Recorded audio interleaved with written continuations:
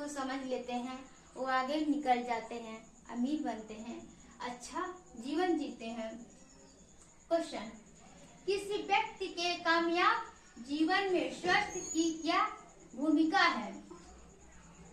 Answer, कम से कम जनसंख्या हो।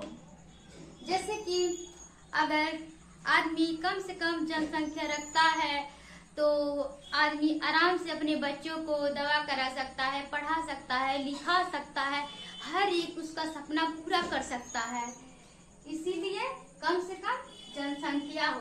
दूसरा, 1 से 2 बच्चे हों। 1 से 2 हों, 2 से ज्यादा ना हो। मतलब कुछ कुछ तो देख रहे हैं लोग क्या कर रहे हैं, कुछ लोगों के माँ बाप जबरदस्ती हमके 1000 गो चाहिए, रावण का घर बनावे बा। माता पिता शिक्षित हो, दोनों में से एक जरूर हो। माता पिता शिक्षित हो, अगर एक ना हो तो एक जरूर होना चाहिए।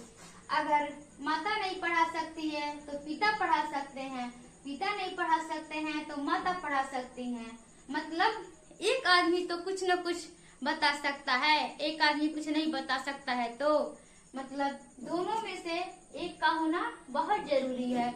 उनके सहारे से ही बच्चा पढ़ सकता है, क्योंकि हर एक बच्चे की पहली पढ़ाई उसके घर पर ही होती है।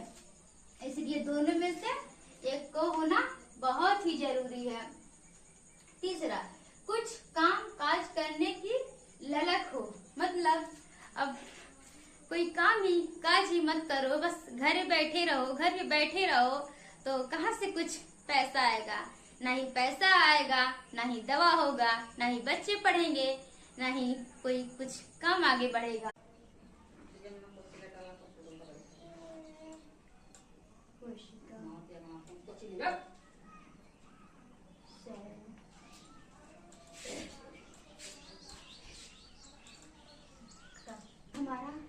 ये हमारे शरीर का सबसे छोटा इकाई कोशिका होता है। उसके बाद से ऊतक बनता है, फिर उसके बाद से क्या होता है, मानव शरीर बनता है।